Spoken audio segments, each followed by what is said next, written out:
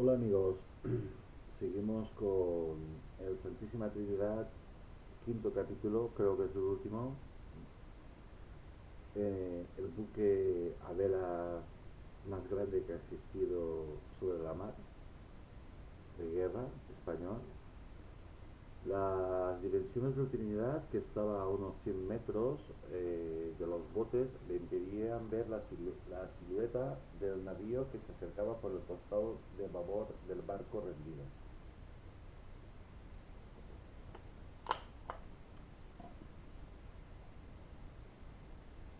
Desde el Blyden, Frederick se dio cuenta de que no era uno, sino cuatro los navíos españoles que acudían al rescate del Trinidad y vociferó desde el Alcázar a Hughes para que volviera. Solo un disparo de cañón desde el castillo recién llegado que se acuautizó a escasos metros de la segunda lancha donde iba la dotación de presa inglesa que trataba de acceder a la insignia española. Algunos marineros de este creyeron que el navío que se aproximaba los estaba batiendo y buscaron alguna enseña para hacerla visible. Ahora el teniente inglés sí distinguía a través de los muñones que hundía fueron los mástiles del Trinidad la aguja de proa y parte del trinquete que asomaban tras el silencioso y vaporoso gigante. Vaporoso porque aquello estaba echando humo por todas partes. Era el infante don Pelayo con 74 cañones, del capitán Cayetano Valdés, que tras luchar con el escaso viento durante toda la tarde había podido por fin unirse al grupo de Córdoba después de haber sido despachado por este al sureste en tareas de vigilancia la madrugada anterior. Tras él se insinuaban las siluetas del San Pablo con 74 cañones y de los tres puentes y 112 cañones el príncipe de Asturias y conde de Aragón. Valdés no reconocía al Santísima Trinidad. La última vez que lo había visto el día anterior era un orgulloso buque de 4 baterías de artillería y 3 colosales mástiles que rasgaban el cielo atlántico en un andar cansino. Lo que tenía ante sus ojos era un gran montón humeante acribillado por doquier, con las velas raídas y desprendidas sobre la borda, cuyo palo más alto consistía en una disección de un tercio de lo que había sido el de Mesana. Estaba destrozado Santísima Trinidad. Además, el comandante en Pelayo no veía distintivo alguno a bordo. La leyenda nominal de la popa había sido borrada por las descargas.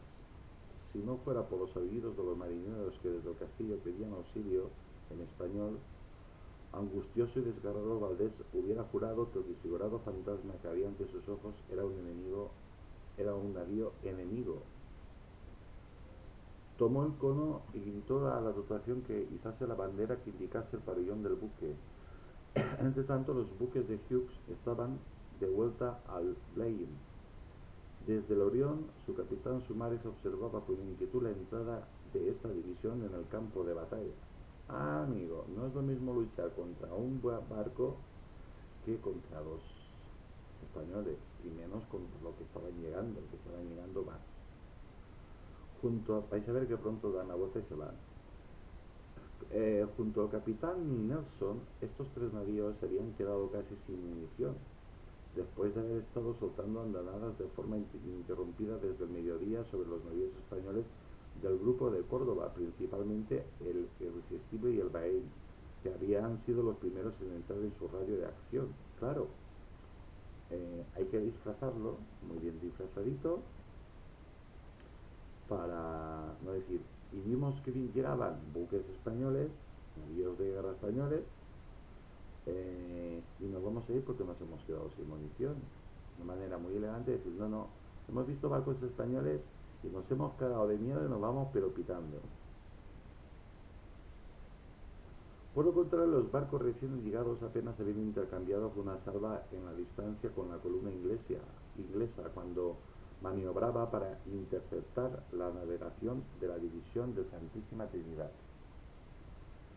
En la proa, de la insignia de Córdoba, Orozco ondeó la bandera española vigorosamente para hacer ver a Valdés la identidad del buque, al tiempo que el teniente de señales Arteche, en un palo improvisado, indicaba al resto de navíos que arribaba tras el Pelayo la posición del enemigo. Notando un exceso de peso en la Santa Bárbara de su navío y buscando aligerarlo, Valdés rebasó al Trinidad y descargó una andanada por estribor sobre el soberbio Blaheim. Pero claro, no tenía ya bombas, se le estaban terminando, se tenía que ir preciso a recargar. El buque inglés no respondió. Tampoco lo hicieron sus hermanos, que empezaron a desplegar trapo para orzar a estribor, para irse, buscando el viento, para irse. El Beauprés del San Pablo asomó por la proa de Trinidad y viró estribor para ofrecer el costado al irresistible. Le iban a soltar la de Dios. Su capitán Baltasar Hidalgo Cisneros, que curiosamente volaría su insignia de almirante en la Trinidad 8 años después en la matanza de Trafalgar, ordenó 2 ráfagas consecutivas sobre la popa del Bairén y el irresistible, que seguían al Orión en su ida en dirección noroeste para unirse al Victory y al Prince George. Esos ya se habían largado antes, nada más habían divisado a los españoles que llegaban en socorro de Santísima Trinidad. El Trinidad estaba tan maltrecho, tan maltratado, que el almirante Córdoba tuvo que apearse e izar su insignia en una fragata y dejar los despojos del navío en manos del capitán Orozco, que sería el encargado de comandar el desagradable periplo de vuelta hacia el puerto de Cádiz. En su primer enfrentamiento serio con una armada enemiga, el Trinidad había estado al borde de la ruina. Se vio contra 4 o 5 buques de los más grandes que tenía los hijos de Gran Bretaña. Córdoba dijo que en su dilatada carrera nunca había visto tamaño ensañamiento con el buque de guerra. Que los ingleses son así, son muy valientes. Si son 10 o son mayoría contra uno solo. Pero nada más vieron asomar las banderas de los buques, de los navíos de guerra españoles, inmediatamente dieron media vuelta a buscar el viento y alejar. Daba igual la dirección que tuviera el viento y alejarse al máximo a toda vela. Afirmaría más tarde que la textura y el grosor de las cuadernas del buque lo habían salvado de acabar en la cima atlántica.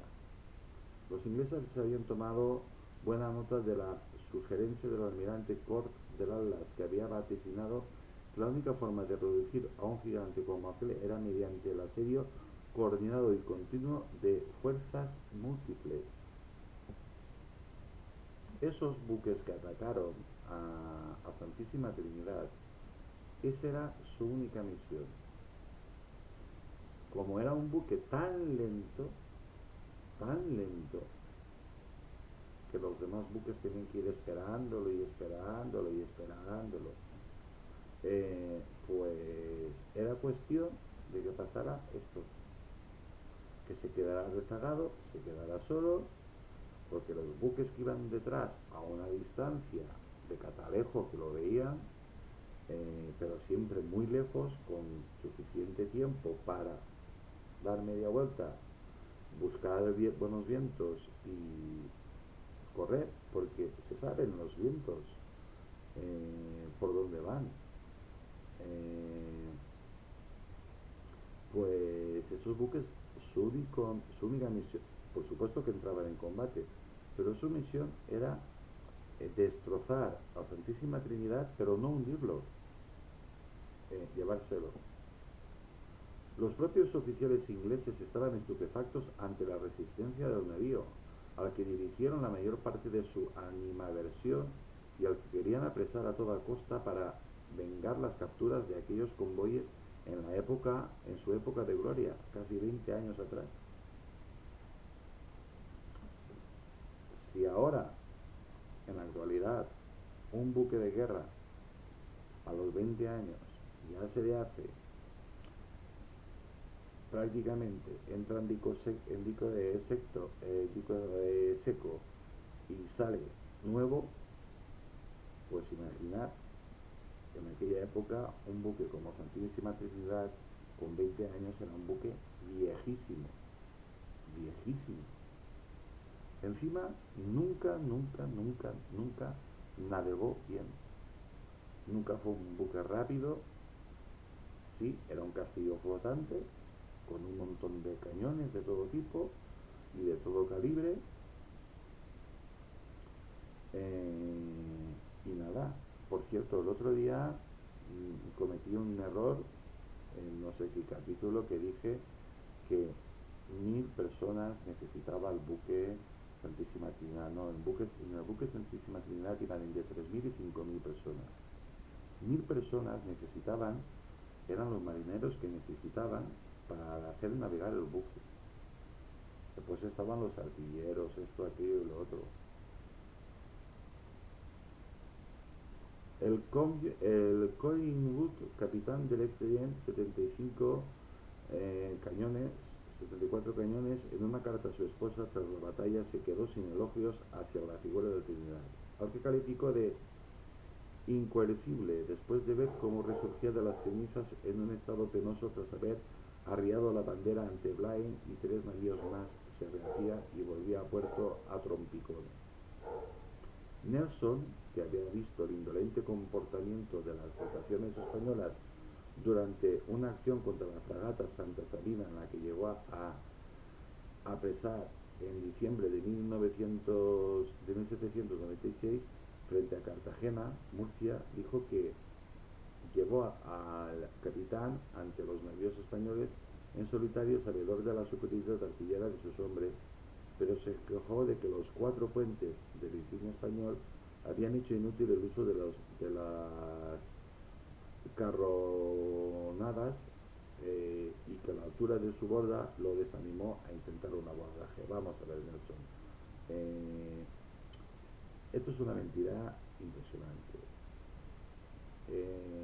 Una fragata no se podía enfrentar ni de casualidad a Santísima Trinidad. Simplemente hubiera desaparecido. Y tú te hubieras ido a galeras. Pero mira, ahí está Nelson en la historia, todo glorioso, ¿verdad?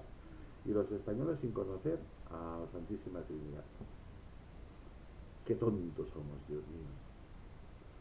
Paradójicamente, las heridas infligidas en la Trinidad y el Salvador del mundo del capitán y que lo dejaron al pairo próximo a los navíos españoles facilitaron su acercamiento al San Nicolás, que estaba desarrollado tras haber sido cañoneado a quemarropa por fuerzas múltiples y acabaría apresado después de un abordaje desde el maltrecho barco de Nelson. Y vino el gran desastre, la batalla de Trafalgar. La flota de Córdoba estaría bloqueada nuevamente en Cádiz durante 3 largos años. Eso sucedía porque España ya en aquella época ya empezaba a estar en decadencia, lo mismo que le está pasando a Estados Unidos. Y creía que se podía seguir viviendo de la gloria pasada. No. Los ingleses construían buques modernos, rápidos, que navegaban muy bien, y nosotros nos conformábamos con seguir manteniendo buques de guerra viejos y lo que íbamos capturando los ingleses. Así todo, la Armada Española era brutal, pero se construían muy pocos buques de envergadura modernos. Y ya en esa época ya la manera de construir los barcos había cambiado radicalmente. Navegaban tremendamente rápido, prácticamente surfeaban sobre la mar, por grandes que fueran. Todos los problemas que había tenido el Santísima Trinidad, eso ya estaba sobrepasado. Lo único que tenían que hacer con el Santísima Trinidad era 3 o 4 años porque eso, acordaos, de madera.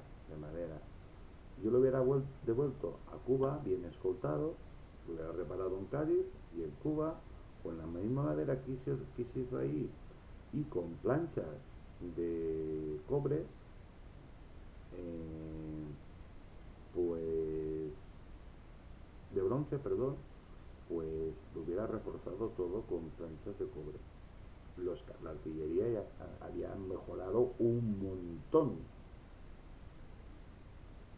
y sobre todo hubiera hecho que el barco fuese navegable. Navegable, si hay que quitarle una batería, se quita. Sigue siendo un barco imponente y no una tortuga sobre el mar que el resto de la flota que va con él tiene que ir esperándole. Y claro, como vas a vela, pues igual los vientos en ese momento, por lo que sea, o paran o no son favorables para que tú puedas avanzar ni un metro para ayudar a Santísima Trinidad. Bien, las úlceras de Santísima Trinidad tardarían mucho en cicatrizar. La llegada del nuevo siglo vio cómo estallaba la guerra de nuevo entre España e Inglaterra, aliviada momentáneamente por la paz de Amiens en 1803, donde la Gran Bretaña se dedicó a construir la Gran Bretaña y Estados Unidos a construir buques y buques y buques de guerra. En España, no. En España nos había invadido Napoleón en 1802 y nos destrozó. Pero nosotros ganamos a Napoleón. ¿Alguien sabe que nosotros ganamos a Napoleón y Napoleón tuvo que salir por piernas? Él salió primero, dejó al grueso del ejército para que le cubrieran las espaldas. Detrás de él iba un cuerpo de ejército que se encargaba, una caravana inmensa que se encargaba de pasar por todas partes y robar todo lo que podían de España, riquezas de valor incalculable.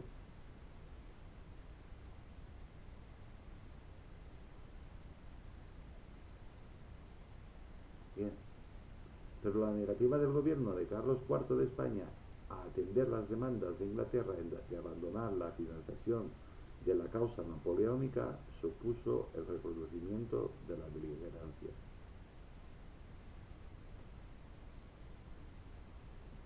Inglaterra, ¿cómo se vengó de Francia?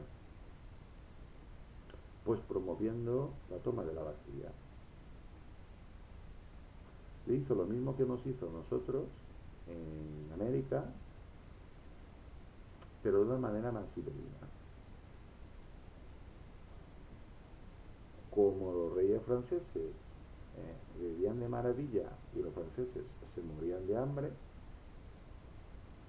pues entonces se levantaron al pueblo que tenía una máquina de cortar cabezas, la guillotina, y dieron buen uso de las guillotinas.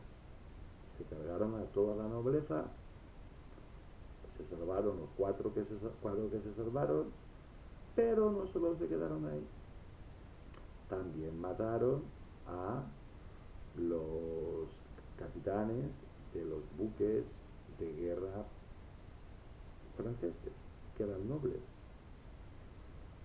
Así consiguieron dos cosas muy importantes: anular a Francia y que los capitanes de los buques de la Armada Francesa pues no tenían ni puñetera idea de cómo iba el barco. Sabía más el timonel que el capitán, por poner un ejemplo.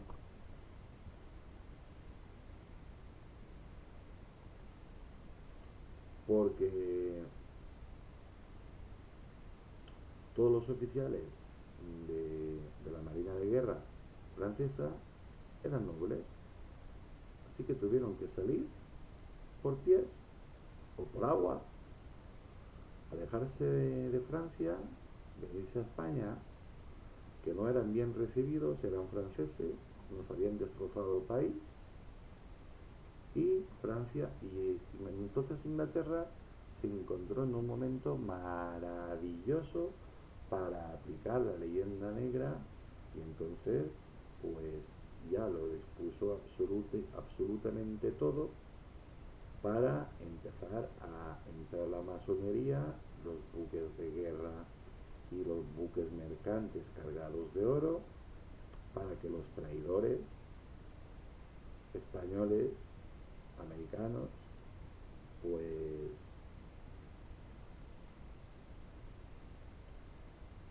traicionaran a su patria, que era España.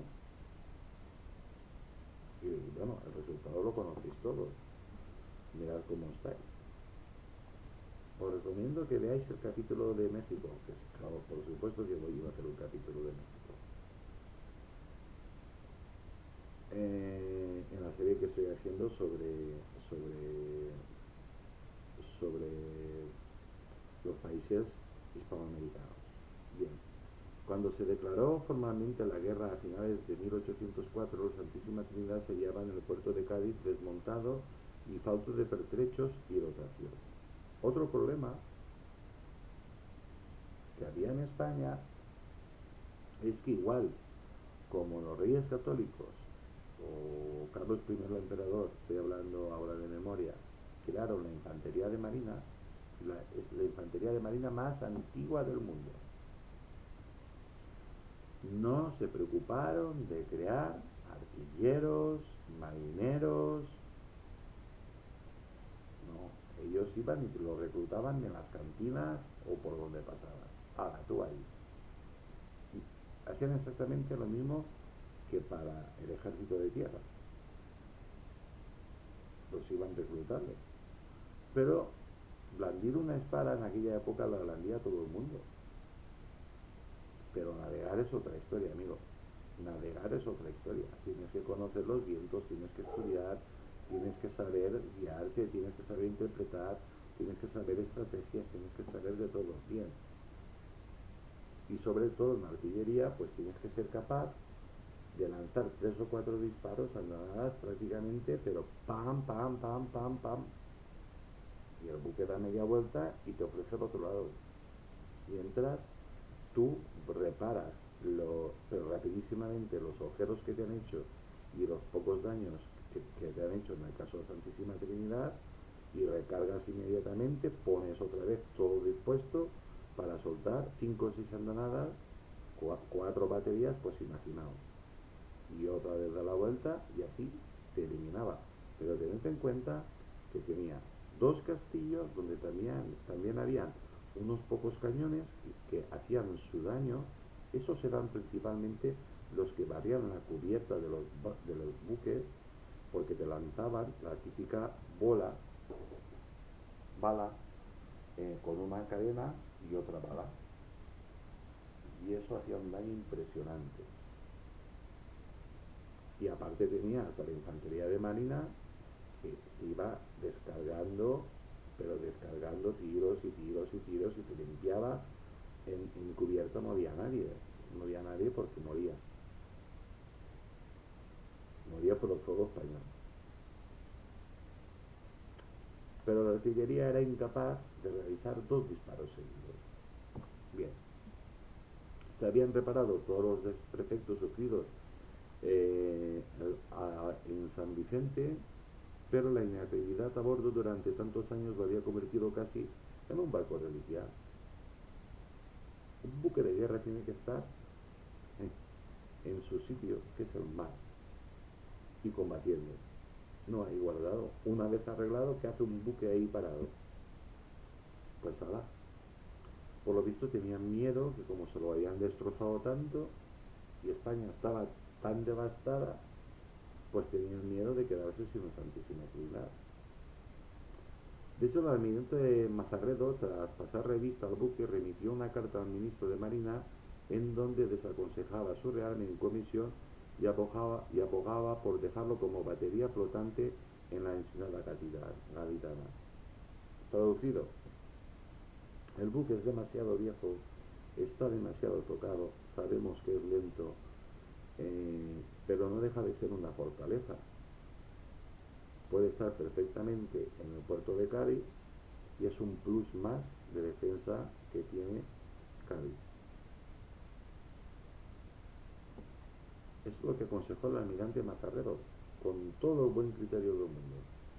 Sin embargo, el prestigio del navío entre los profesionales de la Armada y sobre todo sendos informes de los almirantes Gravina y Cisneros, en donde aseguraban que los vicios veleros y cañoneros del navío habían prácticamente desaparecido y que la Marina Española necesitaba a Santísima Trinidad para enfrentar a la mejor armada del mundo, la Royal Navy, ya no era la española, porque los ingleses habían construido un montón de barcos modernos,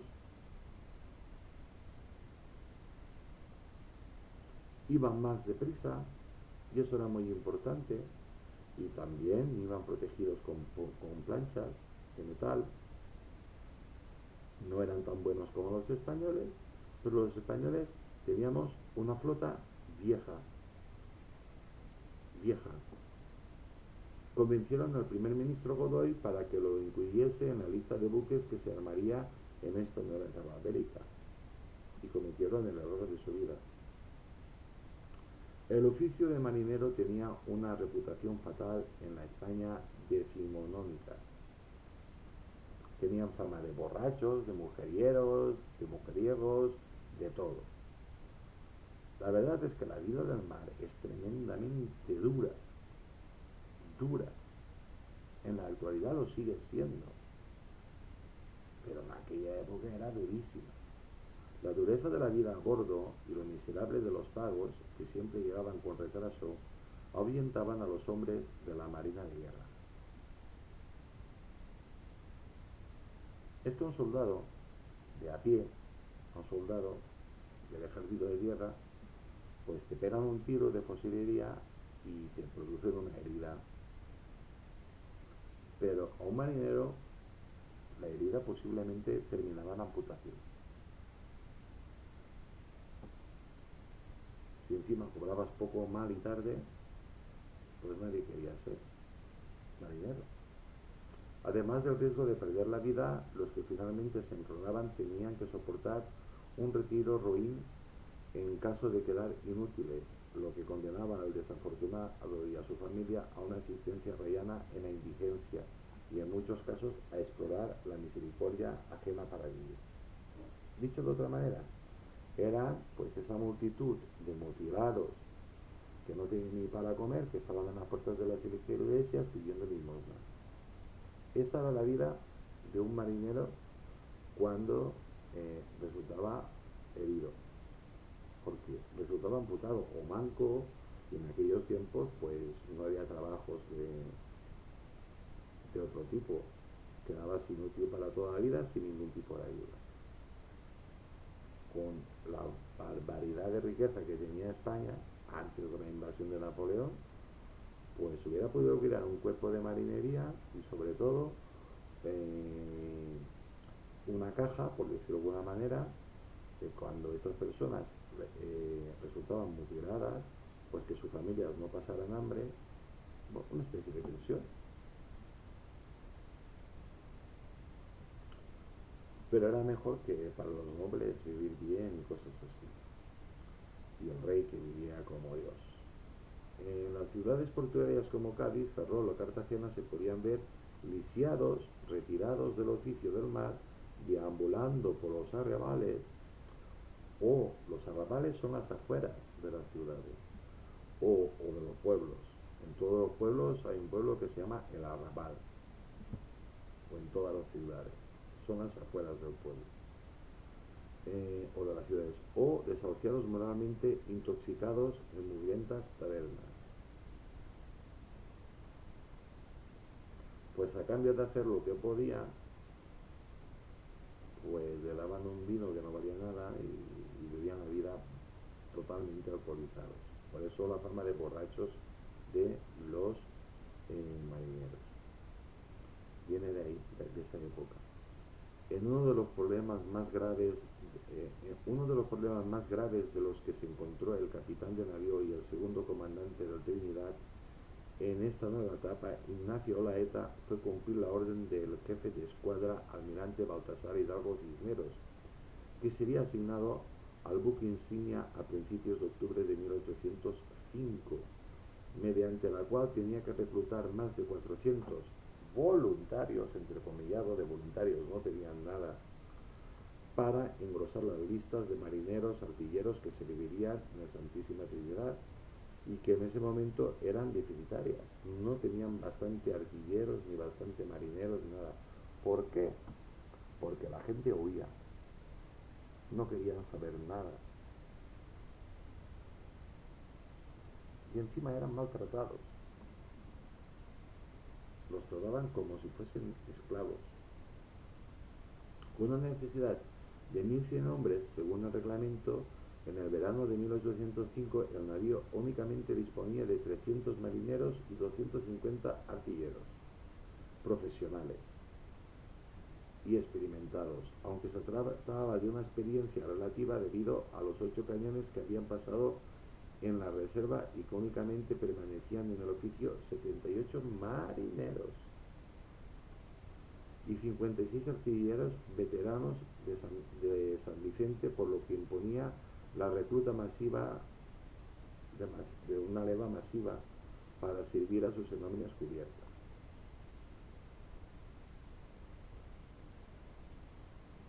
Si a esto le sumamos que ahorraban munición y pólvora, no hacían prácticas, pues el artillero nuevo que entraba, pues no sabía aquello cómo funcionaba. Posiblemente lo descubría cuando entraba en combate, y ya era demasiado tarde. Y los marineros igual. Acompañado por un pelotón de 15 hombres al mando, teniente de navío Claudio Roch Oleta procuró mano de obra, entrecomillado, en Cádiz, Conil, Barbate, Algeciras y otras aldeas cercanas. Hicieron una grafía impresionante. Ya estos que habían echado a Napoleón y cosas de estas y ya habían luchado bastante en tierra, pues ahora a la fuerza marinero. Además hizo que el director del penal del puerto de Santa María publicase un anuncio en el patio de recreo del centro penitenciario en donde se aseguraba que aquellos que estén dispuestos a servir al rey serán exonerados de su culpa y podrán rehacer y ganarse la vida por medio honrado, entrecomillado. Si te apuntabas a la Santísima Trinidad, libertad. Y entonces las cárceles españolas no eran como ahora. No eran como ahora, ¿no? Tú estabas atado con una cadena, engrilletado, con pies y manos seguramente, en una celda. No había vis a vis ni nada. Comer, te comías cucarachas con lo que fuera. Así que en masa, pues todo fuera. Uno de los episodios más grotescos de reclutamiento tuvo lugar en el mesón Las Tres Calaveras, que se encontraba justo frente al muelle de la Cabezuela de la ciudad gaditana. Como veis, está todo documentado. Esto lo digo yo para los indigenistas hispanoamericanos. España lo documenta todo. Todo. Todo. Y eso ahora es historia. Lo que se documentó en aquella época, eso es historia. Se llama historia. Bien. Ante la reticencia de dos hermanos adolescentes a estampar una cruz en el documento de enrolamiento, un marinero del pelotón de refuerzo que lo rodeaba puso la pluma entre los dedos de la mano derecha del mayor de ellos, lo acercó al impreso y agitó el brazo del atemorizado muchacho que miraba con inquietud el alfanje incrustado en el cinturón del cabo del recluta.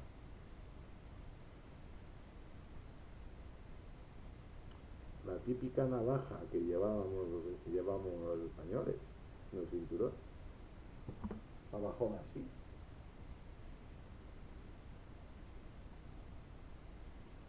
El hermano menor se apresuró a rayar en la hoja cuando le tocó su turno sin necesidad de asistencia motriz. Le cogieron la mano al mayor y firmaron. Cuando Oleta se presentó ante la Capitanía General de Cádiz a mediados de septiembre, venía acompañado por 350 entrecomillados voluntarios, es decir, no, voluntarios no, iban totalmente a desgana y prácticamente pues empujados por las bayonetas de los infantes de marina, que formarían parte de la dotación de Trinidad, de los cuales casi medio centenar habían sido rescatados de entre la población reclusa de la provincia gaditana y obense, y varios tenían las manos manchadas de sangre y habían preferido embarcarse a seguir comiendo cucarachas en una sórdida celda del puerto de Santa María. Normal. De allí no vas a salir vivo. Seguramente te mueras de alguna infección o de alguna historia, y por lo menos ahí vas a comer mal, pero mejor que en la cárcel. Y vas a ser libre. Pues te vas, no tienes nada que perder. Pero no eres marinero, ni tienes puñetera idea, ni artillero, ni cómo funciona aquello. La mayoría de los reclutados se encargarían de cumplir las órdenes pertinentes para manejar las velas y vergas o de servir las 140 piezas de artillería que finalmente portaría un navío en su salida del puerto el 20 de octubre de 1805, llevando a bordo una dotación de 1048 hombres. Bien, ahora sí que llevaba solo 1048 hombres, los justos y necesarios para salir a la mar, con destino al Mediterráneo, como integrante de la flota combinada franco-española bajo el mando del almirante francés Villeneuve. Los franceses, que se habían encargado a toda la nobleza, pues, y aquí los españoles eran nobles, pues eran tremendamente burros, pero habían ganado una revolución. Yo no sé cómo llegaron a un acuerdo, pero en fin.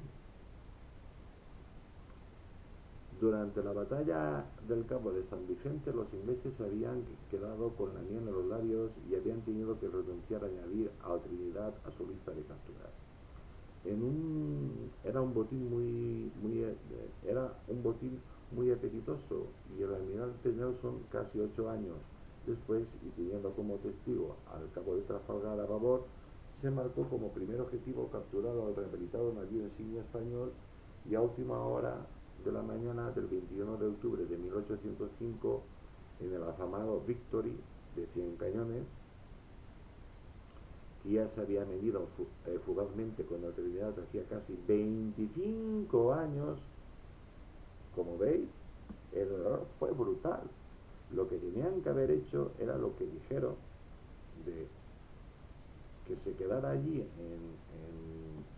en Cádiz, y era una manera muy efectiva de reforzar Cádiz. Pues bien, 25 años de la escaramuza. Aquello yo no sé cómo funcionaría, cómo podía ir navegando. 25 años de la escaramuza del Cabo Escartel, viento en popa, bogaba directamente hacia el costado de babor del buque español, en una derrota audaz que le costaría muy caro. El capitán de bandera de Francisco Uriarte, ordenó abrir fuego sobre el Victory de Nelson cuando el sol se encontraba en el punto más alto sobre el océano Atlántico, y acto seguido las baterías de babor de Trinidad escupieron sus balas. El humo cegó a los artilleros, pero una nueva andanada partió de sus piezas con la intención de desbaratar la arboladura del navío de Nelson y alterar su derrota, que apuntaba a la popa del insignia español. El buque inglés retembló y una serie de jirones aparecieron en la hinchada vela de trinquete y velacho, pero sostuvo su fuego. La siguiente descarga, que tardó una eternidad en producirse, eso es lo que tenía el no ser buenos artilleros, porque un buen artillero era capaz de dispararte 6 cañonazos, uno detrás de otro, plum, plum, plum, plum, plum, tremendamente rápido. En menos de un minuto te lanzaban 6 cañonazos.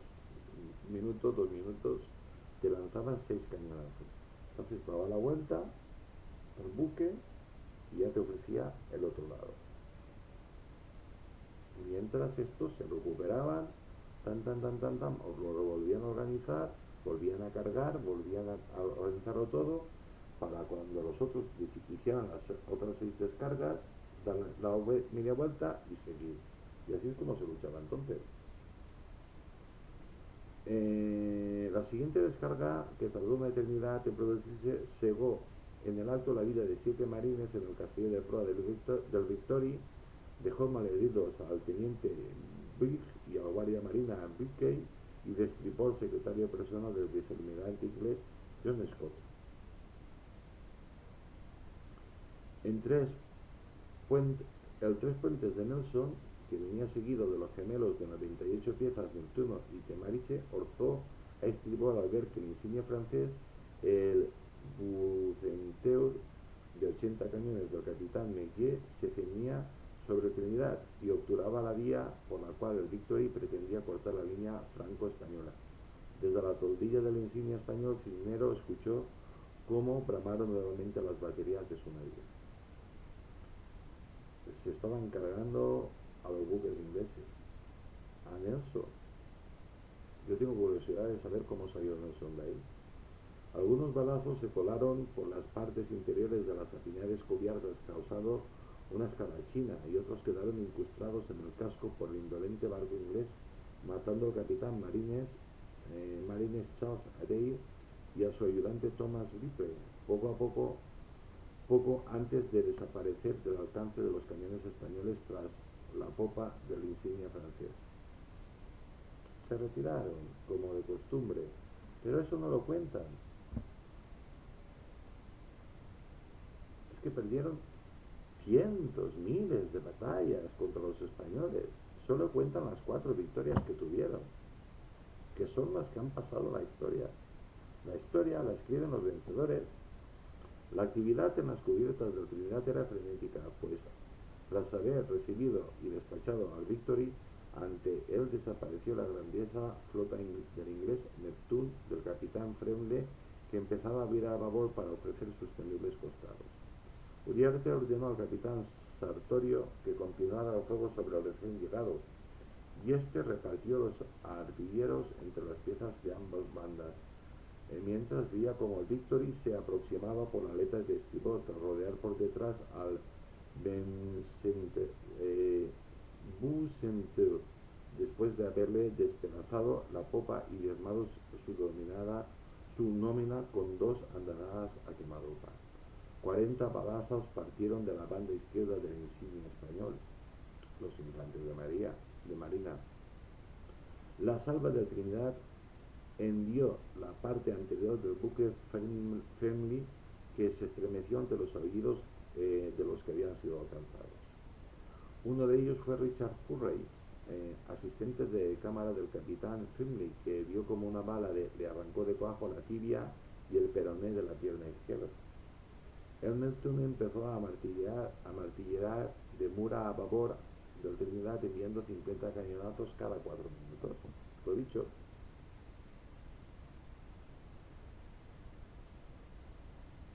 Un artillero bien preparado, pues aún no había disparado, ya te había limpiado el cañón, te lo había cargado y estaba disparando. Pero los presos y los que... no. El navío de Cisneros no se acobardó y soltó otra rociada que golpeó de lleno la mura de estribor de 3 puentes inglés y descompuso 3 piezas de la segunda batería. Simplemente lo estaban dañando, pero estaban dañando la artillería, que es lo que hacía daño. El Victory, titubeante y medio desarbolado y con 50 hombres fuera de combate después de soportar andanadas a la misma vez del Trinidad y del francés Lutèbre de 74 del capitán Lucas, inició un cañoneo continuo y metódico sobre el costado de estribor del Trinidad, que empezaba a notar las dentelladas entre su dotación. Gente que no sabía luchar. Presos y gente reclutada del campo, en la taberna o en sus trabajos. Los cañonazos hacían vibrar al buque y al aparejo se zarandeaba. A su vez, el capitán Eliab Harvey, al frente de la dotación del Temei, que acababa de arrasar las cubiertas del Retable, con sus 3 andanadas mortíferas a bocajarro, trató de estacionar su buque a escasos 50 metros del Trinidad y empezó a brindar fuego a discreción. Cisneros ordenó a Uriarte arriar 2 cuartas sobre el recién llegado para que el costado de Trinidad se prolongase adecuadamente a su adversario. En insignia español respondió rápidamente. La cubierta de un navío inglés quedó completamente arrasada. Los calafates se precipitaron a reparar los desperfectos, porque mientras se luchaba había gente encargada de ir reparando el barco. Qué valientes tenían que ser, ¿no? Mientras la infantería de marina se los iba cargando. Entre los decesos entre los muertos se encontraba el teniente marines John Kinsall. Entre los muertos se encontraba el teniente de marines John Houston. El Temeraire rebatió la oferta española al instante con 2 andanadas más y una bala guillotinó al teniente de navío Cisniega y su testa quedó empotrada en las garcias. La pieza de batería superior del Trinidad soltaron fuego nuevamente sobre el Temei y 11 marines aparecieron reventados sobre el entramado. El cuerpo deformado de Lewis Wades quedó colgado de cables de una de las anclas. Era uno de los carpinteros que trataba de reajustar las jarcias. Esta gente eran auténticos héroes, porque mientras estaban disparando, estaban cayendo cañones de todo tipo, balas de todo tipo, balas de cañón de todo tipo y balas de fusilería de todo tipo. Esta gente estaban con sus martillos y sus historias, porque estos eran carpinteros que tenían que arreglar eso. Eran buques que iban a viento, a vela. El Neptune replicó con 2 nuevas andanadas y a los pocos minutos los majestuosos balcones del buque español saltaron hechos astillas y una de ellas alcanzó al capitán Sartorio en la espalda baja, quedando contuso sobre la cubierta. Uriarte apremió a los marineros destinados en el Alcázar que sacasen cuanto antes de ahí a Sartorio, ya que atolondrado no podía incorporarse por sí mismo. El guardia de marina Antonio Boadella, que tenía como misión la salvaguarda del gallardete nacional, no tuvo tanta suerte y tras ser alcanzado en el torso se desangró a escasos metros del palo donde volaba la fradera. Oye, qué bien escrito está esto, cada cosa lo que sea. En este momento los servidores de las piezas debían de redoblar el esfuerzo para atender las baterías de babor y estribor de la Trinidad. Las consecuencias directas fue que de los 70 cañones por banda que disponía el buque, únicamente 40 eran activados en cada andanada. Y con una cadencia muy discreta de una andanada cada 8 minutos.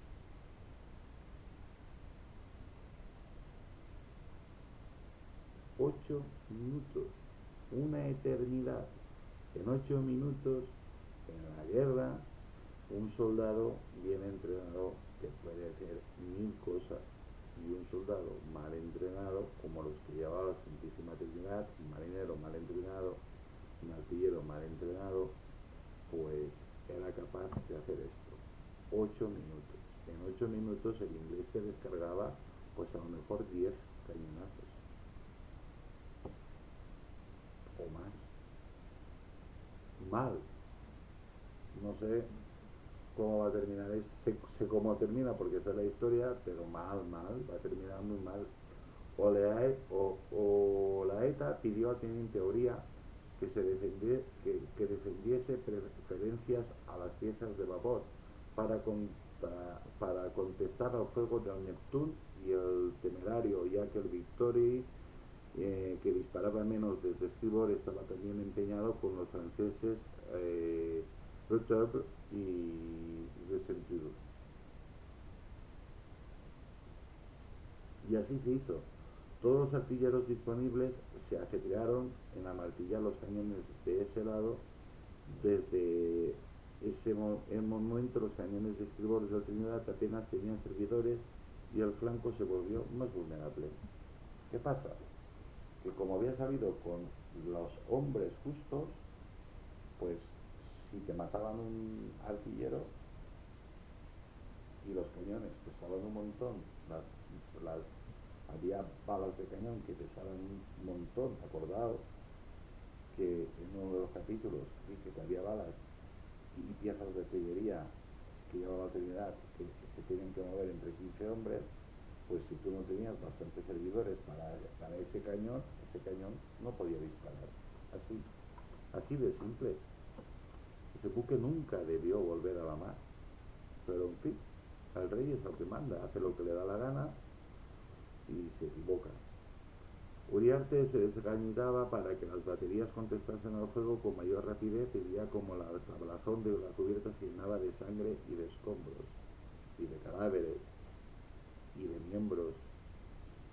La Trinidad replicó a la ofensa de otra descarga del Temerario con una andanada de efectos destructores sobre el navío Hervey, al que le reduje su plantilla en 12 hombres, entre ellos el capitán de marines, Simeón Bugni, y cercenó el mastodero de Sobrensana, cayendo todo el aparejo sobre popa. Harvey manifestaría en su informe postrero que la batalla que esta rociaba de Trinidad había sido la más mortífera que había recibido su navío en toda la acción, ya que sorprendió a sus hombres tratando de recolocar varios cañones de la segunda batería que había sido derribados en una ráfaga anterior. Porque acordaros que los cañones en aquella época iban sueltos, tenían retroceso, y tú le encendías la mecha arriba y te apartabas, porque el cañón igual que salía 2 metros hacia atrás. Si te pillaba, pues adiós piernas. Así que inmediatamente los artilleros tenían que coger el cañón, acercarlo, mientras lo estaban limpiando, lo estaban cargando de pólvora, le estaban cargando la bala y apuntando, porque apuntaban, si no apuntaban no acertaban. Bien, no obstante, los 9 puentes de artillería que descargaban de manera monocorde sobre Trinidad y al no divisar la llegada de auxilio alguno en las inmediaciones, tornaban la situación siniestra para el navío de Cisneros. Estaba perdiendo el Trinidad.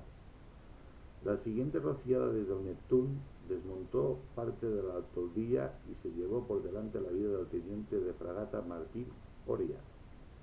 El propio Uriarte tuvo una contusión en la pelvis cuando fue alcanzado por el látigo de un emboque, pero se rehizo y permaneció en su destino impartiendo consignas con la voz entrecortada. Bien, los buques de guerra a vela no tenían nada que ver con lo de hoy, porque las velas iban con cabos, con cuerdas, con cabos, y esos cabos iban tan tremendamente tensados y eran tremendamente grandes,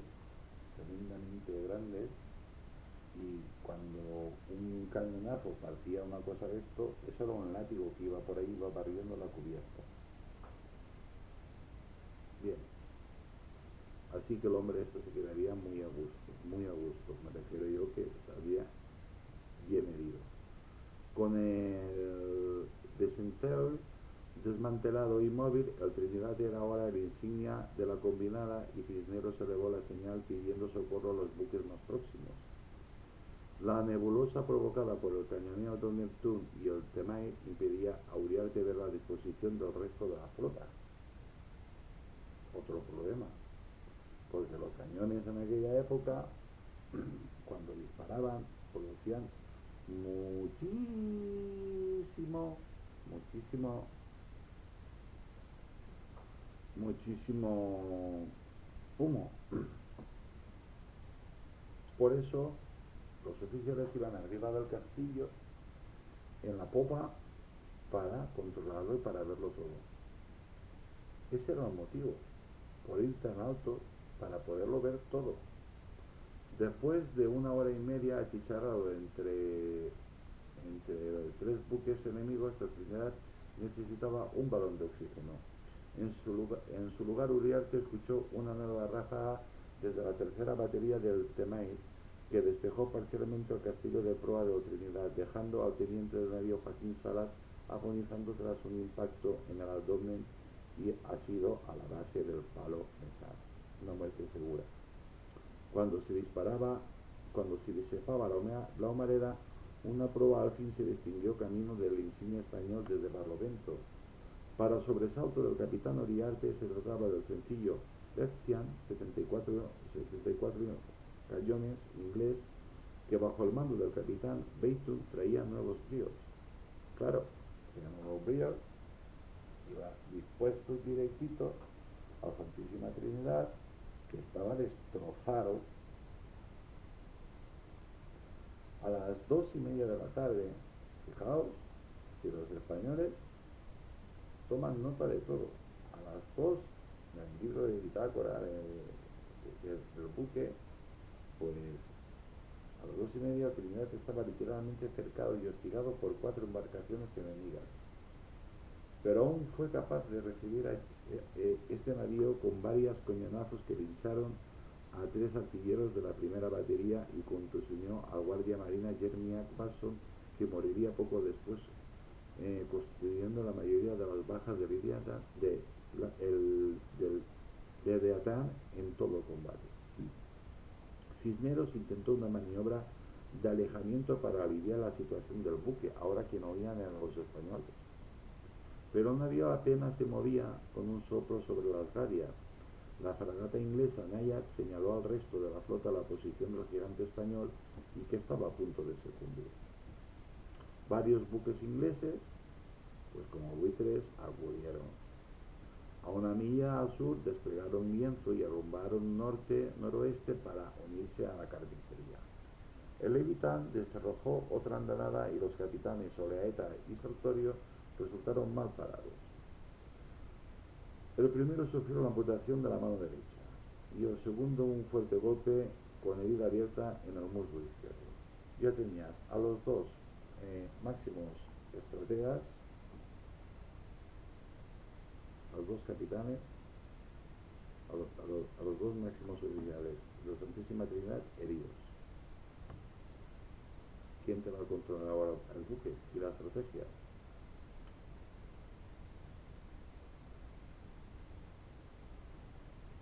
El Victoria había quedado aparloado con el Rutep y acabó derivando fuera del radio de acción del navío de Cisneros. Pero su lugar fue ocupado raudamente por el Conqueror, de 74 cañones, del capitán Pelling, que deslumbró las banderas de la fragata señalizadora y nada más incorporarse a la cacería, descargó toda su batería de babor sobre el indefenso costado derecho del Trinidad. Ya no le quedaban cañones, o estaban muertos, o allí no se podía disparar ya por ese lado. El mastelero del Velacho, solitario volando, quedó colgado sobre el proa y arrastró a 8 hombres al agua, entre los cuales se encontraba el teniente Juan Matute. Uriarte vio como la sobremesana caía encima de uno de los botes arriados y con él la bandera española que indicaba el pabellón del buque. A modo de bienvenida y como último estertor, el Trinidad liberó una nueva y épica andanada sobre el navío de Peavey, eliminando a 2 marines y dejando herido gravemente al teniente de la Marina Imperial rusa Philipp Mendel. El capitán Harvey del Temerario no podía dejar de sentir cierta mezcla de admiración y desprecio por el forzudo buque español. Este sentimiento, este sentimiento encontrado tenía su origen en la epopeya que había experimentado Trinidad en San Vicente y que había maravillado al capitán inglés. Poco después, para un inglés, era tremendamente doloroso agua del frigorífico.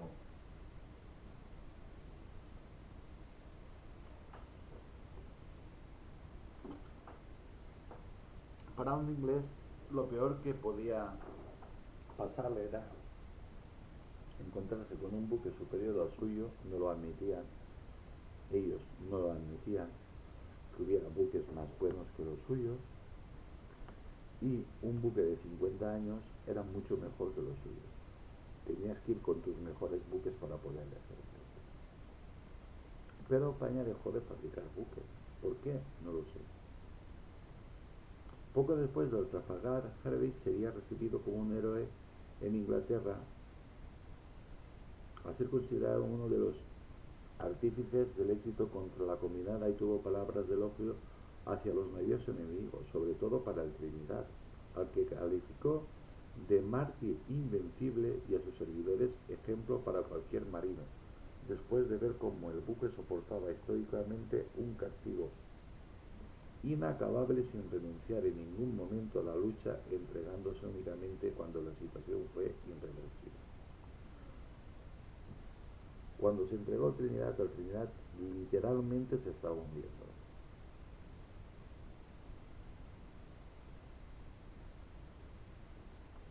Pero después de 50 años, no es poco, 50 años les costó a los ingleses hundir a Santísima Trinidad. Esto no hay ninguna persona que se dedique al mundo del cine en España, que hay muy buenos actores, muy buenos directores, pero aquí siempre salen lo mismo. Aquí hay un clan comunista que controla toda la industria, que todos están a sueldo del gobierno. Los Almodóvar y todos estos, en España solo parece que exista Almodóvar, dos más, y la Pitunga y el Pitungo este. Ha sacado Bardem, comunistas todos, que no han sabido hacer películas de este tipo. Ya sabéis las películas del tipo que hacen. Y no hay nadie que haga películas de este tipo. Estamos cansados de ver películas de marinos ingleses y no conocemos ni a nuestros grandes héroes. Qué vergonzoso, Dijo además que dudaba de que entre los navíos ingleses hubiese alguno capaz de alcanzar el nivel de sacrificio que exhibió el emblema español.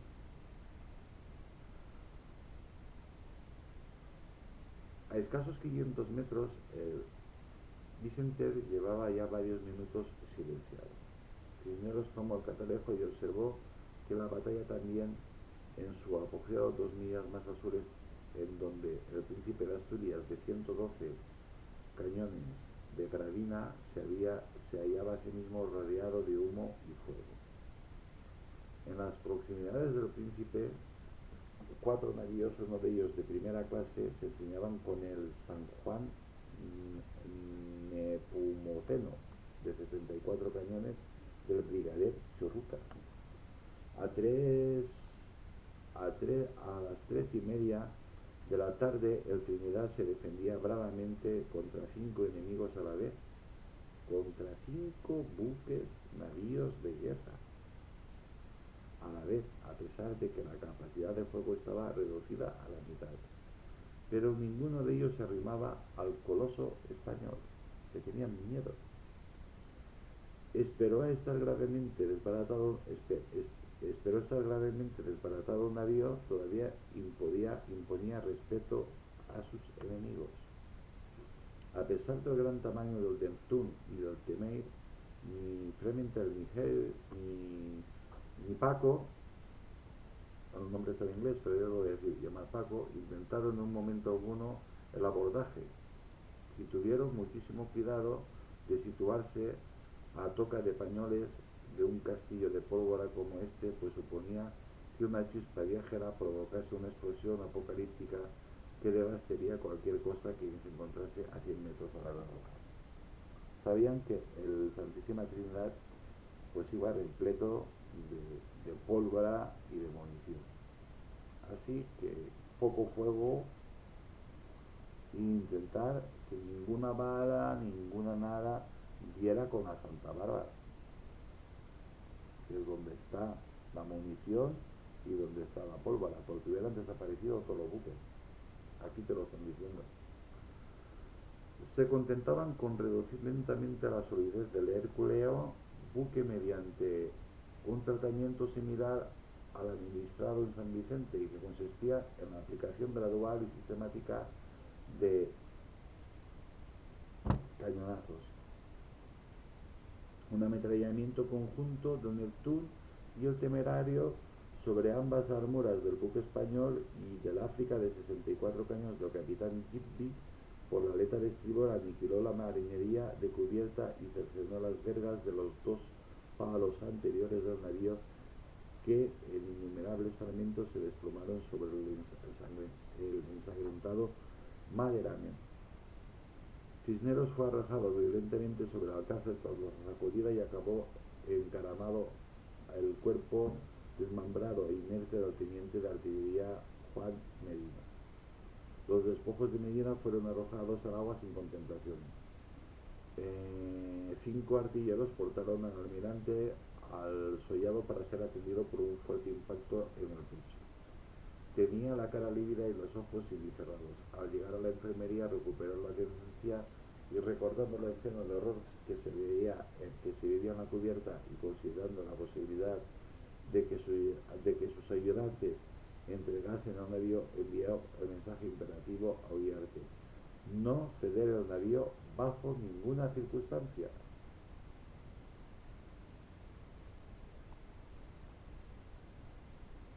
Entrecomillado: no ceder el navío bajo ninguna circunstancia. Antes hundidos que rendidos. Los armeros del buque de Cisneros no se amilaron. Poco después de recibir la triple descarga, sus piezas tronaron y el minúsculo África fue alcanzado íntegramente en el costado de babor. Con casi el doble de altura, el insigne español barrió literalmente al intacto puente del barco inglés. Ya le pasó la chulería inmediatamente al capitancillo inglés, al Paquito. El teniente Matthew Hay y el guardia marina James Heismuth, ambos en el castillo de las inmediaciones del capitán Paco, fueron despedidos por la andanada que deformó la balaustrada. Despedido quiere decir muerto. En la primera, es que esto está muy bien escrito. En la primera batería, las astilleras lograron menoscabar la integridad física del capitán James Timorato del Royal Marines, que moriría días después como consecuencia de las heridas. La onda expansiva también mutiló al guardiamarina Federico White y a Enrique West, paje del coronel de infantería Robert Peyton. El África se había aproximado a Trinidad después de disparar varias salvas en más distancia. Algunos buques franceses que abandonaban el escenario de la batalla en dirección sur-suroeste, y tanto Uriarte como el capitán Rickerbe no lo habían visto venir con nitidez, debido a que un navío inglés surgió sobre la polvareda que se remodelaba sobre el Victory y el Reputable, que se estaban cañoneando a bocajarro y se llaman enganchados por gavios de abordaje lanzados por el buque francés. Esto es mucho mejor que Piratas del Caribe, ¿eh? Cada cosa lo que sea. Desde la cubierta del buque, que llevaba callado más de 15 minutos, el capitán Uriarte atisbaba el derredor y no había señal de navío amigo alguno que pudieran revolcar o asistir al Haiyan herido. Entre la nebulosa, el capitán vio que 3 botes con bandera inglesa se dirigían a la castigada popa del Trinidad. Iban a tomar el es que los ingleses son muy usados. Ya iban 3 lanchas a remo con oficiales ingleses a tomar la Santísima Trinidad, a ver cómo son recibidos. Al ponerse a la voz, Uriarte envió a buscar al teniente navío Basulto, que farfullaba el idioma de Shakespeare, para que explicase a los hijos de la Gran Bretaña que se alejaran de su línea de fuego, ya que el navío no se entregaba. En aquella época existía una cosa que hoy no existe en la guerra: la caballerosidad. ¿Os imagináis que hoy en día la Armada, el cuerpo de las armadas, es en el que aún existe más caballerosidad?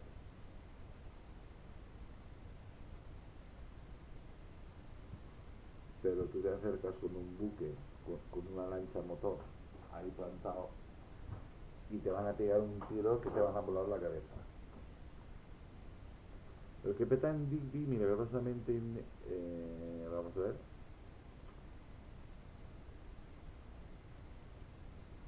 el capitán Digby, milagrosamente indemne tras la demoledora andanada del Trinidad, no se fiaba del mutismo del navío de Cisneros, después del prolongado silencio de sus baterías y la escasez de oficiales en el puente, y tras repasar con los prismáticos la cubierta del Trinidad y no ver la bandera alguna, supuso que el navío se había rendido, y remitió 3 lanchas con las dotaciones de presa del mando del capitán Hill para hacerse cargo del barco. Este episodio distendido concedió al navío los primeros minutos de calma desde el mediodía y ayudó a respirar a los hombres que aún quedaban en tierra. A pesar de la malquerencia, la marinería del Trinidad guardó las formas y reprimió los impulsos de echar a pique las chalupas a cañonazos o a batir a tiros a los representantes de los responsables de la escabachina que sufrían. Pero la tregua no duró mucho. Apenas 3 minutos después de que los botes de África se alejaban del casco, el capitán Pelley, irritado ante la tosudez del Cuatro Puentes, ordenó de nuevo ametrallamiento desde el Conquistador, que se encontraba a escasos metros de la aleta de Trinidad, retomando el estrépito que había sido interrumpido momentáneamente. Dios mío, tengo la boca súper seca. Lo siento.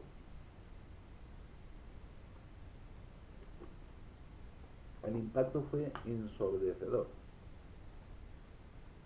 En la enfermería Cisneros se experimentó un arranque de orgullo patrio al comprobar que, a pesar de la calma exterior del navío, el navío seguía batallando y se incorporó en su lecho con la intención de recobrar su puesto en la toldilla.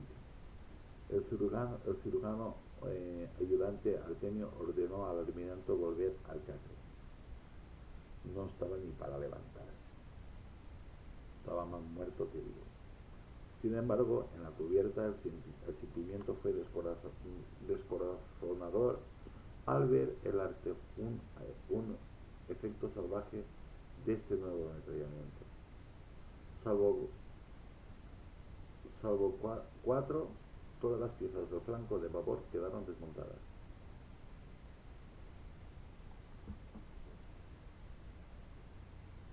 Pues bueno, en babor solo funcionaban 4 cañones. El trinquete, único mástil erecto ante la deflagración, fue amputado y salió disparado amenizando en medio del océano que empezaba a agitarse y dejando suspendido el aparejo sobre el raído mascarón de proa. Uriarte quedó supino en la toldilla. Es que se pasa de culto el que ha escrito esto, de verdad. De cúbito supino, de cúbito prono. Bueno, Uriarte quedó supino en la toldilla en medio del charco de sangre después de ser golpeado en la nuca por una traviesa. Quedó boca arriba. Eso supino. Prono es dado. O al revés, ahora no recuerdo. Tras un rápido reconocimiento del facultativo de cubierta y comprobar que todavía respiraba el capitán, fue vacado a la enfermería. Estaban siendo masacrados los españoles, por supuesto. La desmoralización en la tripulación fue automática, normal.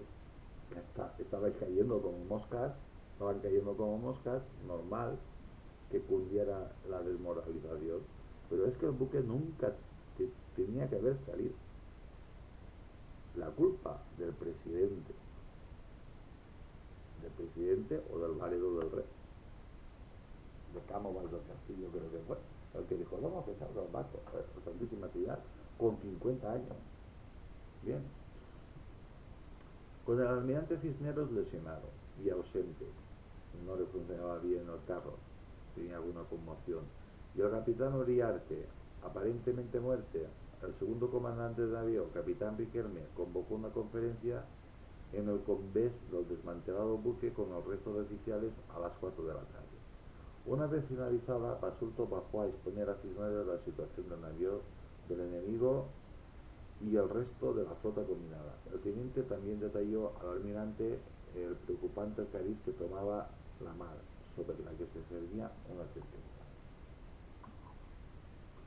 La humareda general impedía ver con nitidez la situación de la escuadra combinada, pero Basauro hizo saber a Cisneros que el Vincenter y el Reutal habían sido rendidos y capturados.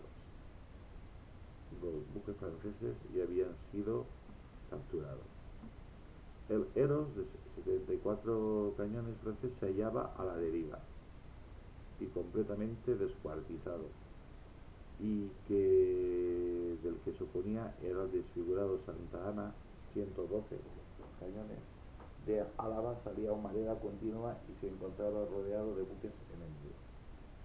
Menuda paliza recibieron la flota combinada francesa y española. Si no, bueno, yo voy a hacer el comentario por si no sabes.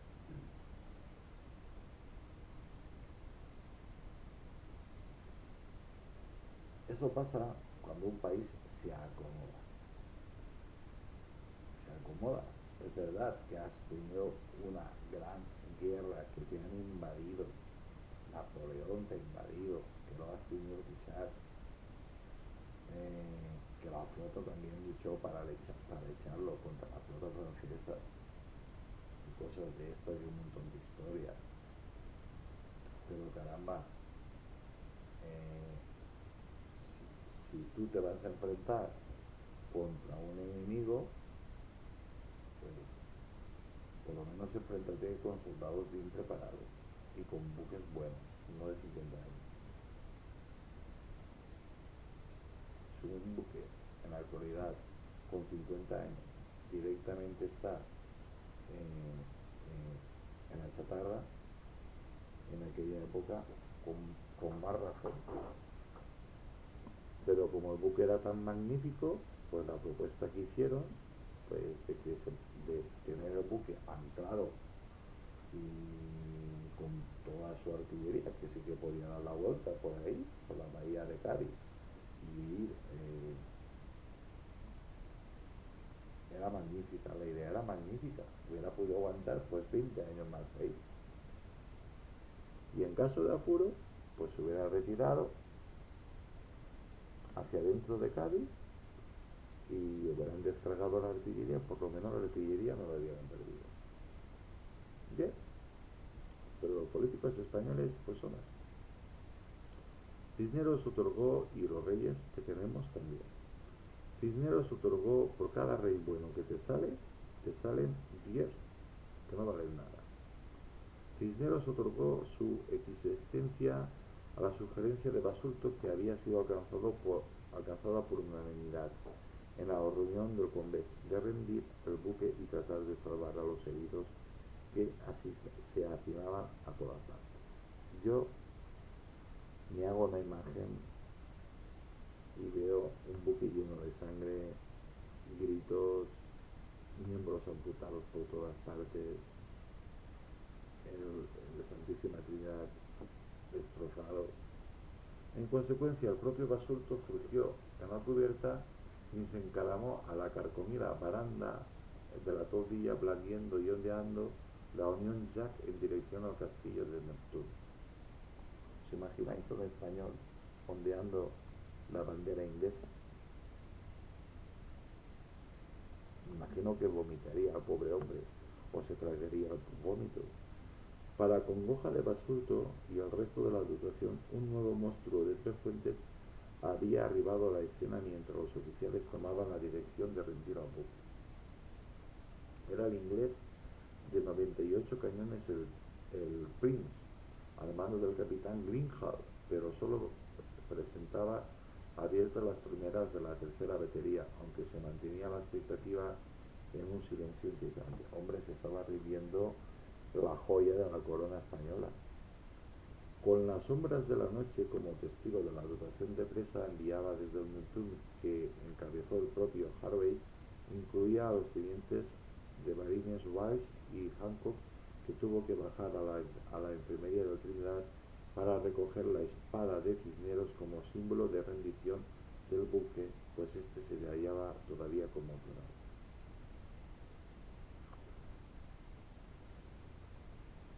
A unos pasos más allá, el médico reconocía a un examine heriente al que le encontró una pequeña contusión en la base del cráneo.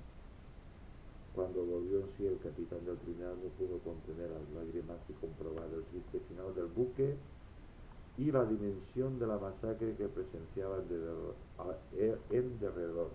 Hombres despedazados y amontonados a los lastimeros marineros hechos y derechos, gimoteando como niños, y las cuadernas del buque anegadas. Acompañado por el capitán Riquelme, el teniente Basulto, el resto de oficiales, algunos de ellos renqueantes por las heridas recibidas, Cisneros y Uriarte abandonaron parcialmente el encharcado hospital de Trinidad, camino de los botes que los llevarían al Neptune, custodiados por los marinos. El navío hacía medio metro de agua por hora. Se estaba hundiendo. Y eso los españoles lo sabían. Por eso lo rindieron. En su ascenso, a la cubierta observaron un espectáculo tétrico. Los heridos se aglomeraban a las puertas de la enfermería. Una vez rebasaba su capacidad de albergarlos a todos y sus quejidos taladraban el cerebro que todavía tenían vivo el sentido oído tras el estruendo balístico. Las baterías estaban atestadas de cuerpos inertes y destrozados. Las piezas desmontadas o volcadas, los partes oficiales remitidos a las autoridades navales españolas tras la batalla cifraban en varios centenares las bajas de a bordo del navío. Aquí había sido una masacre.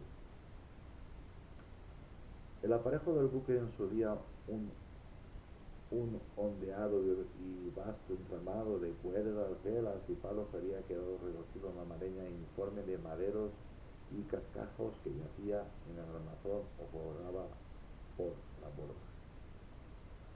no tenía ni un solo mástil en pie y la viga más larga lo constituían 8 metros los restos del bauprés amputado casi a ras. Ya desde la lancha Cisneros se volvió para ver el costado de vapor del buque. Estaba labrado a cañonazos. El encrespado, el encrespado agua entraba a borbotones por los innumerables orificios y las troneras, la mayoría de ellas abiertas al haber volado las portezuelas. En la batalla de Cabo de San Vicente el navío había sido sometido a un correctivo atroz por varios buques enemigos hasta su refugio. En el punto álgido del encarmiento, hasta 5 barcos de guerra ingleses disparaban a un tiempo sobre el Trinidad. Qué valientes, que aunque habiendo provocado serios daños a sus enemigos, no pudo aprovechar completamente su potencial de fuego para repeler a sus adversarios. Si el Trinidad hubiera ido con artilleros, hubiera ido con toda la tripulación que le tocaba ahí, con marineros expertos, ya guerreados, y con artilleros expertos, no lo hubieran ganado. Esos buques ingleses, esos 6, 7, 8, 10 buques ingleses que atacaron a Santísima Trinidad y lo vencieron, los derrotaron, no lo hubieran vencido, los hubiera hundido a todos. Pero llevaban a presos, a jóvenes,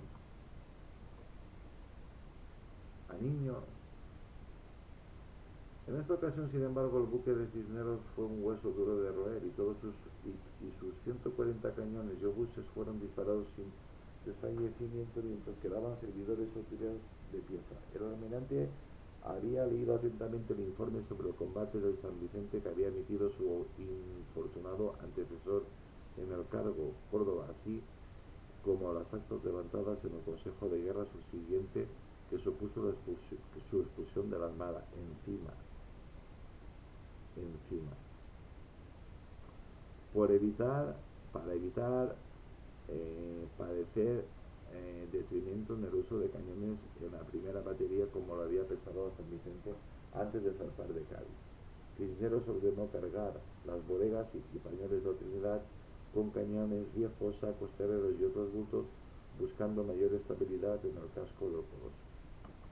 La consecuencia fue el centro de gravedad del navío bajó casi 2 metros sobre la lumbre del agua y sus baterías quedaron perfectamente niveladas sobre el océano, con lo que se consiguió el ángulo de tiro deseado, que tanto deterioro motivó a sus antagonistas, sobre todo al principio del combate cuando sus baterías tocaban al mismo sol. Las consignas de Nelson relativas a capturar lo que creía que era el buque insignia de la combinada desembocaron en la contumacia que pusieron en el acecho de los capitanes Halley, Finley, amigo personal de Nelson, y Bayton, principalmente, ya que estos dejaran desastres a los pañoles de pólvora de sus embarcaciones con el ánimo de subyugar el navío de Cisneros, que fue el único contendiente del temerario Neptuno y el Leviathan, por lo que todas las bajas y desperfectos ocasionados en los primeros y el 95% del segundo fueron causadas por el Trinidad.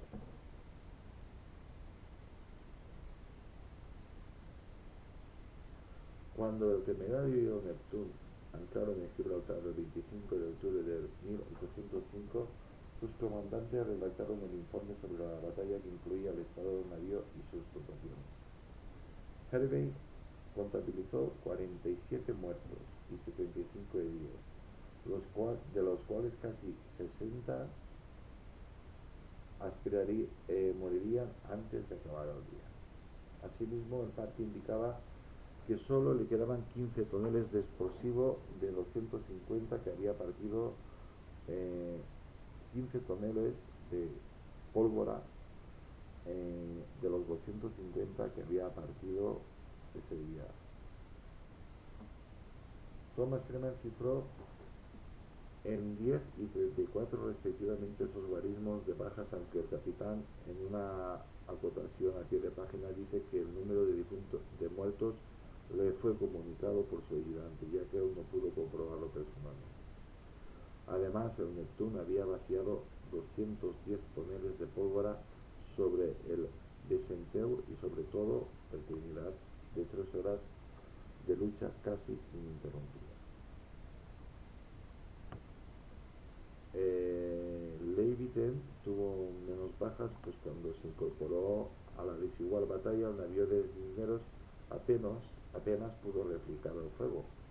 Aún así, el Trinidad era responsable de los 22 heridos del Beaton, que el Beaton anotó.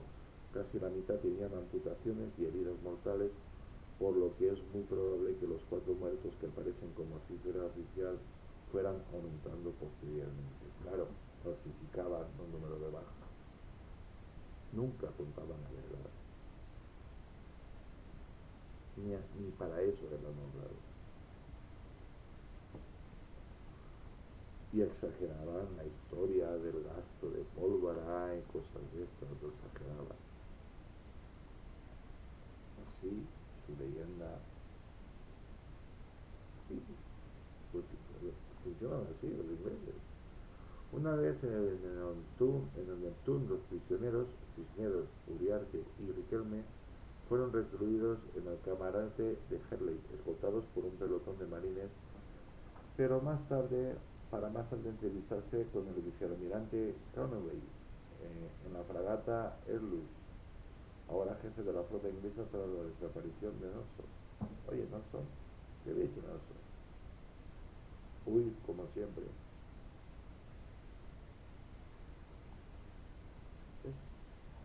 Era la mejor manera de cargar de Nelson, largarse de la batalla.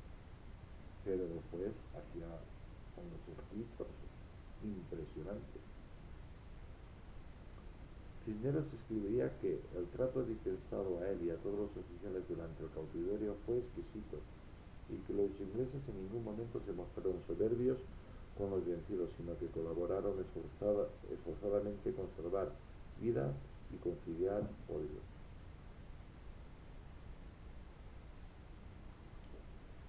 En la Trinidad, el teniente de presa Walsey, ahora a cargo del buque, dio prioridad a evacuar a los heridos y a mantenerlo a flote, a una labor muy penosa a tener el del temporal que arreciaba por momentos y de las 4 bombas de desagüe únicamente funcionaban la mitad. Menudo problema. Todos los hombres que podían mantenerse en pie aunaron sus empeños en esos cometidos, mientras la fragata inglesa Neat y el navío Prince trataban de remolcar al vapuleado casco en dirección a la roca en medio de un temporal increscendo.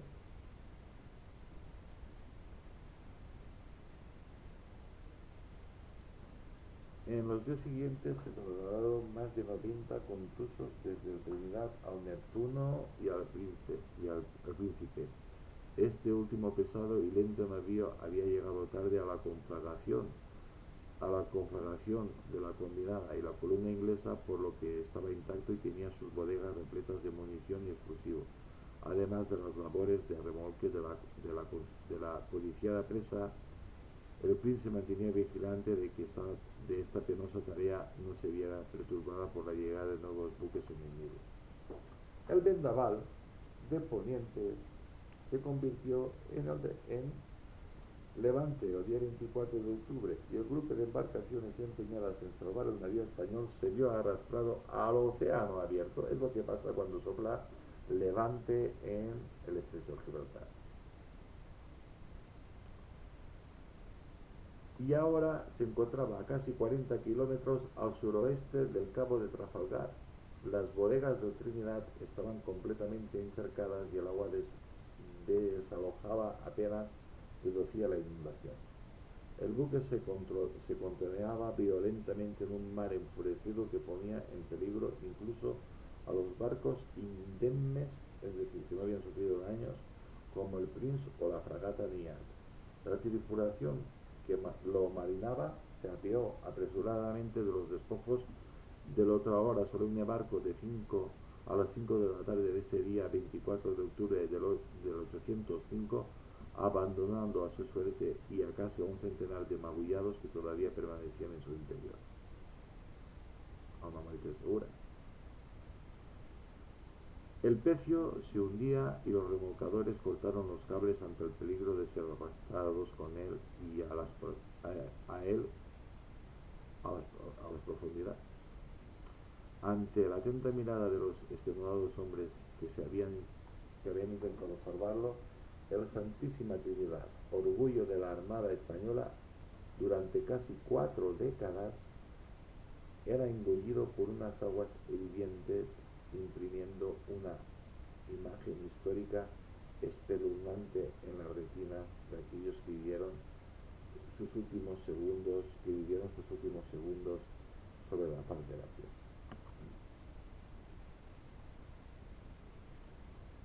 Se llamó el Escorial de los Mares, el navío de Santísima Trinidad. Tempestad tras la batalla de Trafalgar, armamento y dotación de Trinidad en 1796 y en 1856 y en 1805, para ver la diferencia. En 1797 San Vicente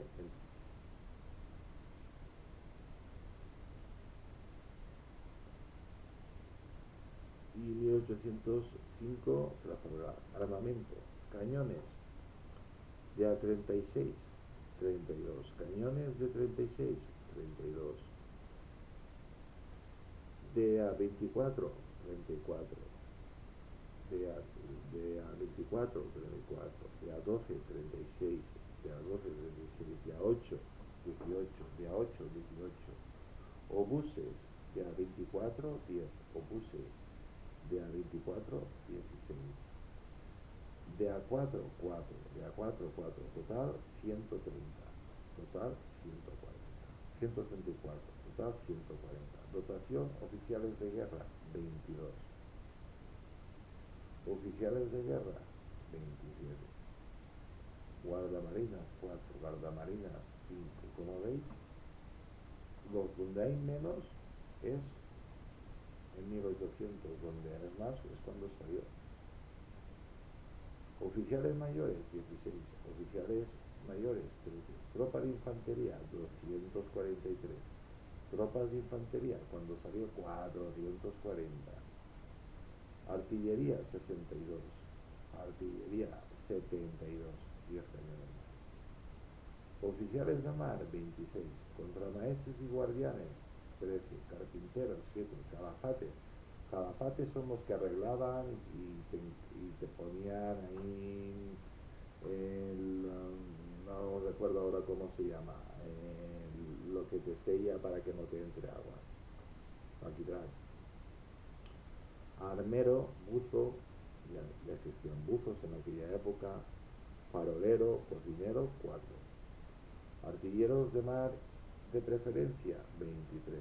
Artilleros de mar de preferencia, 24. Artilleros ordinarios de preferencia son los que te apuntaban y te daban, una especie de francotiradores. Artilleros ordinarios 86, marineros 152, marineros 281, grumetes 280, grumetes 152, pajes 36, pajes 28. Los pajes hacían de todo, luchaban y eran los criados y los futuros oficiales de los buques. Total 1105 y 1159. Cuando salió tenía 1105 y cuando se hundió tenía 1159, pero no iba completo.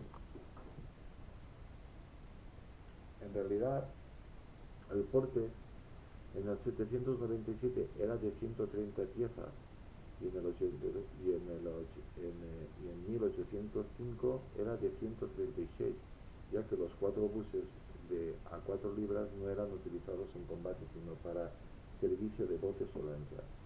Se utilizaban también en combate. Según parte rendido por su comandante, don Rafael Orozco, a la salida de la escuadra de Cartagena a Cádiz. Sigue con estrellitas. Según parte rendido por su comandante don Francisco Javier de Uriarte, de 19 de octubre de 1805, frente a la campaña de Trafalgar.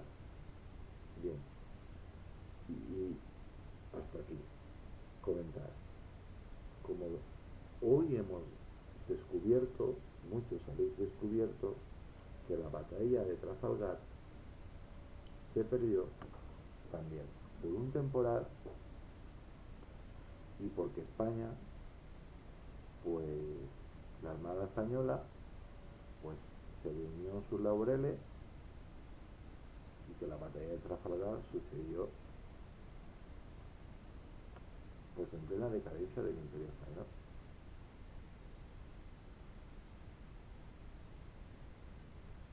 Mientras la Armada inglesa, tanto en América y en sus colonias, construía buques más rápidos y de 3 puentes.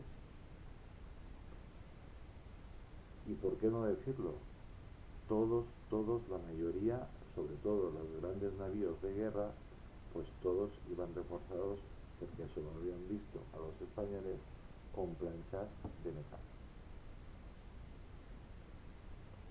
Ellos querían conseguir el Santísima Trinidad, porque nosotros no éramos como los franceses, que dentro llevábamos los planos.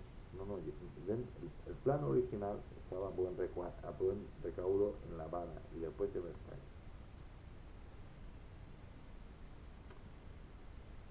Los franceses llevaban el plano original para hacer reparaciones o lo que fuera. No, los españoles tuvieron que hacer reparaciones.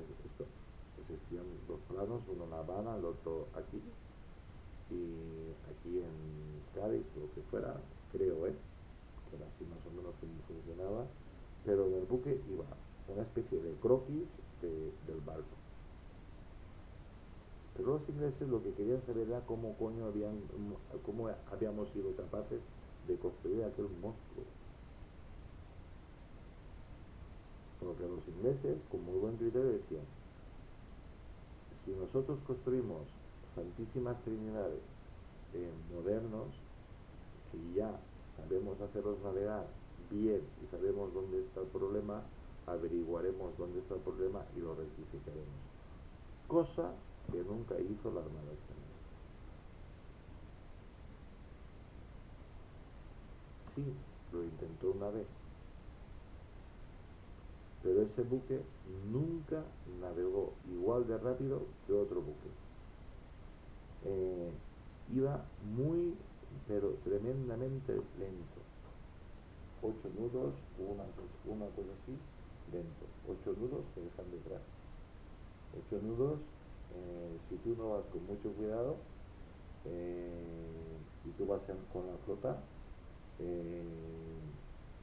al día siguiente, pues la flota ha desaparecido y tú estás solo en el mar. Y te van a tener que venir a buscar. Y eso pasó en varias ocasiones. Pues bueno, que sepáis, los que no lo sabían, pues ya habéis descubierto que la batalla de Trafalgar tuvo que ver mucho que ver el temporal, y es verdad que ganaron los ingleses en batalla, pero contra buques antiguos, grandes, pero de 40 años de antigüedad, y con marineros inexpertos. Y la poca flota francesa, pues es que los habían guillotinado ellos.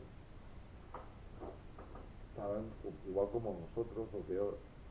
Los artilleros que tenían, pues, y así se pierden las guerras. Pues esa es una guerra que sí que nos ganó Inglaterra. Pero también, oye, también apareció tiempo, el temporal, pero ella afectó a todos por igual. Bien, voy a hacer, ya se ha terminado esto de, de la Santísima Trinidad. A mí como me pareció tan imponente que esto lo desconozca la mayoría de los españoles, haré otro donde es lo mismo que he contado, pero más resumido, que irá de un tirón y punto. Creo que irá de un tirón, o de todas formas, como ya lo sabéis, yo iré cortando algunas cositas para que en 45 minutos pueda salir. Pues hasta aquí, amigos. Para mí un placer hablar de nuestra gloriosa Armada y de nuestros estúpidos gobernantes. Pues nada, os deseo que seáis muy felices, que tengáis mucha salud. Soy Tony Garcés y os deseo, mando un gran abrazo y un gran saludo desde Valencia, España. Y conocemos pues un gran buque que está colgado en todos los museos de marina del mundo. Es un buque imponente. Yo os he colgado aquí fotos y el buque es un buque de película, de sueño, de película. Y yo me pregunto, digo, y después de Juan Sebastián Elcano, ¿por qué no se hace una reproducción de la Santísima Trinidad y dice que sea el buque escuela? Van a caber muchísimos marineros que son los futuros oficiales de nuestra gloriosa Armada, pero con una especie de Santísima Trinidad. Sería glorioso, que navegue bien y cosas de estas, sería glorioso, porque ya os informo que el Juan Sebastián Elcano ya está demasiado viejo, ya están pensando en otros buques escuela. Pues imaginar construir un buque, una réplica de la Santísima Trinidad, pero que flote bien, con todo el esplendor, que flote bien y que navegue bien, que navegue rápido, que flotes en las olas. Pues amigos, pues perdimos la guerra con toda la razón para los ingleses, porque quien tiene la razón no se lo puede quitar. Y por la inoperancia de nuestros políticos, y ya está. Y después, pues se perdió pues, el imperio.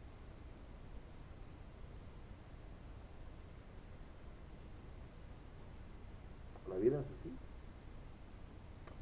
Pues nada, amigos, pues mañana más. Que Dios os bendiga a todos. Un gran abrazo desde España. He dicho que soy Tony Gajel.